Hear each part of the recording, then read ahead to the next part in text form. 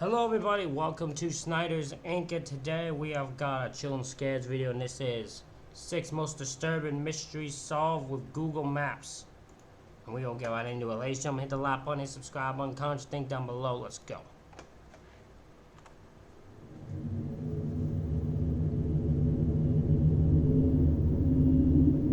At around 1 p.m. on November 2nd, 2020, an 83-year-old mother of 4 named Paulette Landrieux mysteriously disappeared from her home in Anden, Belgium. At the time, her husband was hanging the laundry up to dry in the garden and didn't notice she was gone until later that afternoon.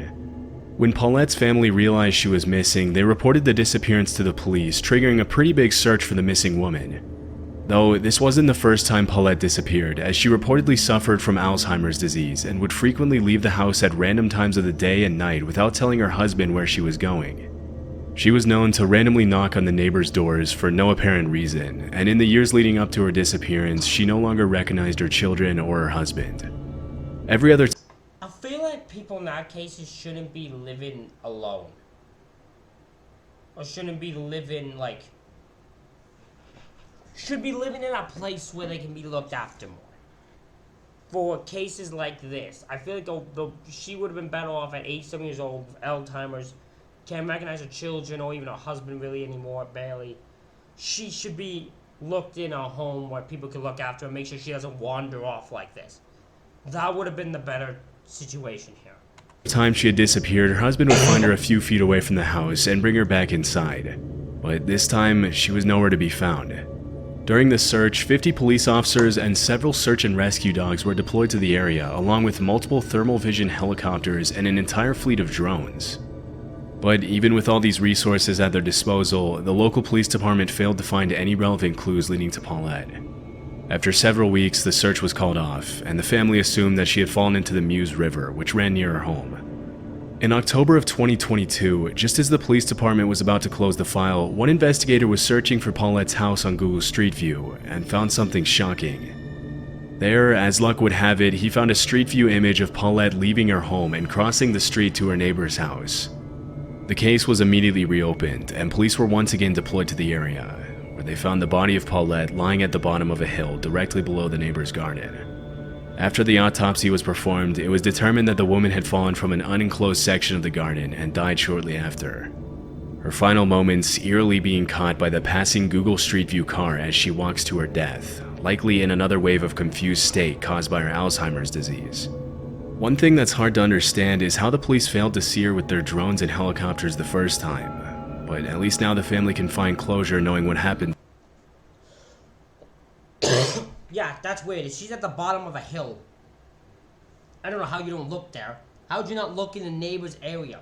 She wanders off. You can't be like, oh, she wouldn't go there. She'd wander anywhere. She's lost. It doesn't know where she's going. Check anywhere. I don't know how you don't notice this woman. For 4 months, 2 months or something like that, 4 months, you didn't notice her? What the hell? To Paulette, even if it comes with this eerie last image of her ever being seen alive. If you visit the location on Google Maps today, you'll find the image has been overwritten by a more up-to-date view of the town. I mean, understandable. They're not gonna keep... They switch it every once in a while, because I was once on Google Maps. Not anymore. I was once there, though.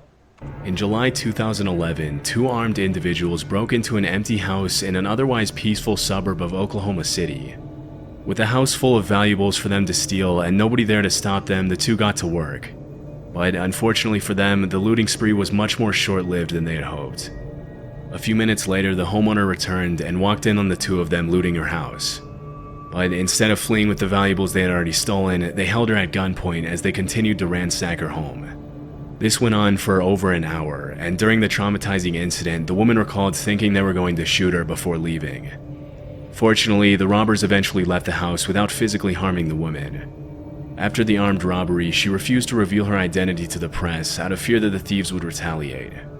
The woman later reported the incident to the cops, but with no witnesses and an absence of solid leads, the case eventually went cold, and the woman lost hope that the 2 criminals would ever be found. However, 3 years later, the case took an unexpected turn.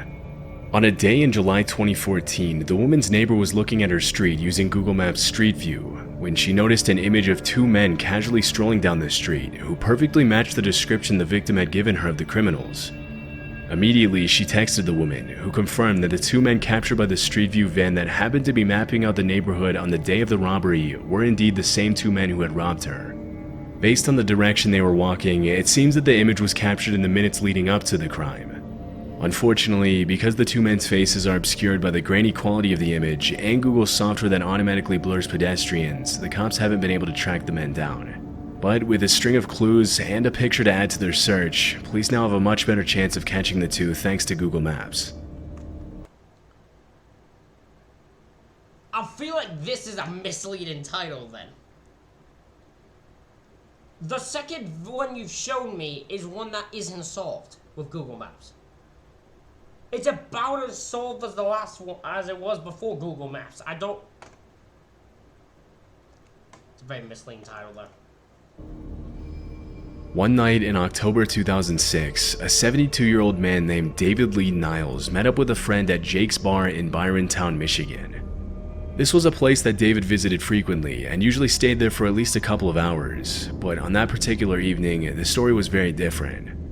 Earlier that year, David had been diagnosed with cancer, and after a brief conversation with his friend, he left abruptly, claiming that he was in a lot of physical pain due to the cancer. That was the last time anyone ever saw him.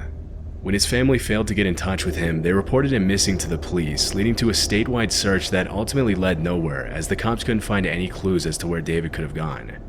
In 2011, 5 years after his disappearance, his family lost hope and accepted the idea that David was gone. The obituary they published online read, "David Lee Niles, age 72 of Wyoming, passed away and only God knows the time and place." The case went completely cold until almost a decade later when a new twist shed light on David's disappearance. One morning in November 2015, Brian Hausman, an employee of the Cook Funeral Home in Byron County, was decorating the company Christmas tree outside. When he got to the top of the tree on his lift to put up the star, he noticed something in the adjacent pond that looked like a submerged car. Immediately, he called the police, and using Google Maps from a bird's eye view, they were able to see the same outline that was described. A dive team was deployed to the area, who confirmed that there was in fact a car at the bottom of the pond. Later that morning, a wrecking crew pulled out the vehicle for the police to inspect. Inside the vehicle, the cops found the skeletal remains of a man, along with a wallet belonging to David Lee Niles. After it was confirmed that the skeletal remains were his, David's family members finally found some closure. Still, the case remains a mystery as it's unknown what exactly happened to him. Even before his cancer diagnosis, David was known to have severe depressive episodes, and things understandably got a lot worse for him after he found out about the illness. With all this in mind, it's possible that he took his own life, but we'll likely never know for sure. Yeah, it's either he drove purposely into the thing or something happened, maybe got dizzy or something and drove into it. You won't know. We'll never know the answer though. In the 80s and 90s, Gioacchino Gamino was one of Italy's most wanted gangsters. He operated within a Sicilian mafia clan in Agrigento that was embroiled in a feud with Cosa Nostra, Sicily's main mafia network. He was first arrested in 1984 for murder and various other mafia-related crimes, but was later released shortly after. In 1998, he was arrested again in Barcelona, only this time he was sentenced to life in prison. After serving 4 years of his prison sentence at a prison in Rome, he managed to escape in 2002 during a commotion at the prison.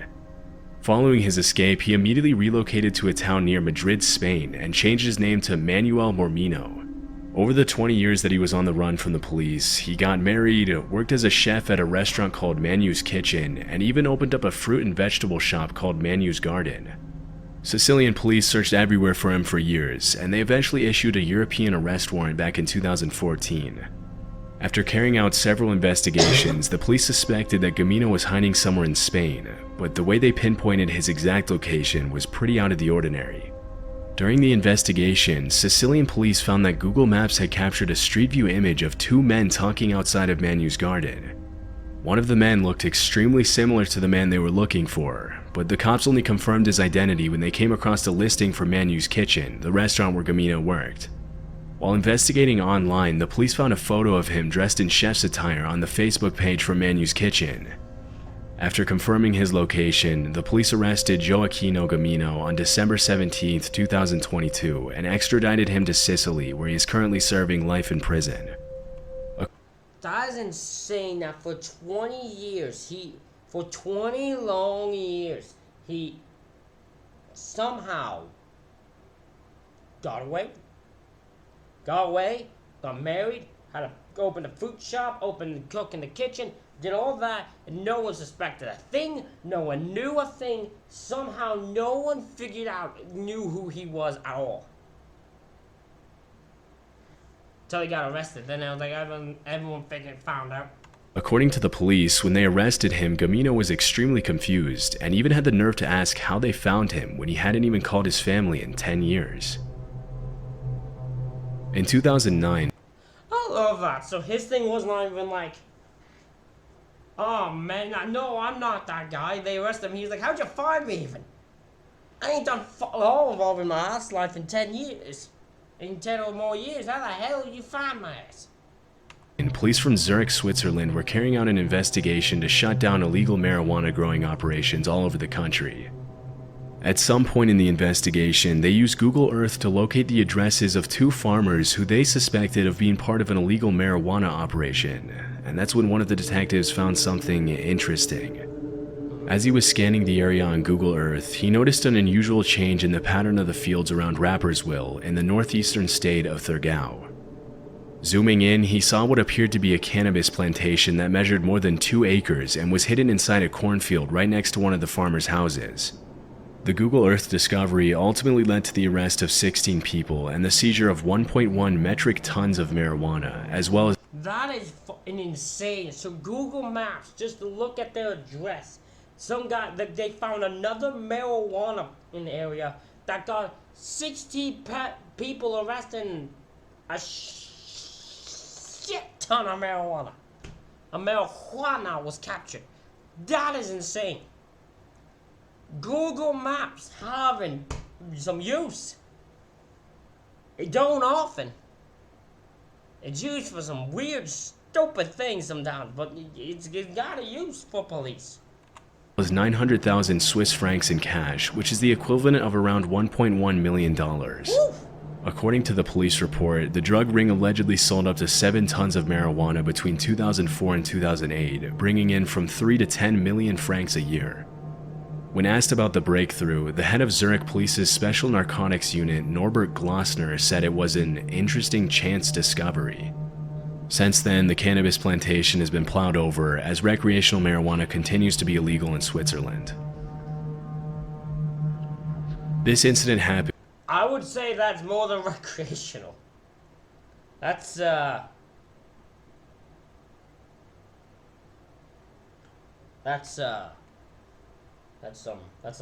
planning right there. That's some drug dealing at an extreme level. They do smoke marijuana universally. That's a fact. Them ones do smoke marijuana universally. At a home in Derbyshire, England, where David and Rebecca Soanes lived with their 2 children, Lauren and Ruben. In 2009, the family bought a caravan to travel across the country, but it was unfortunately destroyed shortly after when a joyrider crashed into it. A few months later, they bought a new $15,000 caravan to replace the old one, which they left in their driveway. In June of that year, Rebecca came home one day to find the caravan had disappeared, after which she immediately reported the incident to the police. However, with no solid leads, the cops couldn't really do anything about it, and the case went cold pretty quickly. It wasn't until 9 months later, in March of 2010, that 11-year-old Ruben Soanes found something revealing as he was looking at his house on Google Maps. Using the street view, he found an image of a male intruder on the family's driveway, standing suspiciously outside of his 4x4 vehicle. After a bit of investigating, the family found that the image had been captured by the Google Street View car just moments before the caravan was stolen. Around that time, a neighbor also came forward saying that he had seen the same man towing the caravan on the day of the robbery, but thought that it was a family friend and didn't think it was important to tell the family about it. With such a clear image of the suspect, the Soanes thought it would be easy for the cops to solve the crime, but it turned out to be much more difficult than expected to get an unblurred image of the 4x4's license plates from Google. Even though the police knew exactly what the thief looked like, it was never publicly confirmed if they managed to track him down or not. this just seems like a case where the police actually don't care. Because, like, look at this. This is clear as you can get. How do you not find this guy? What? Come on. Ladies and gentlemen, that is it for this reaction video. Let me know what you think in the comments. Hit the like button, hit the subscribe button. Thank you all for watching. I'll see y'all for the next one.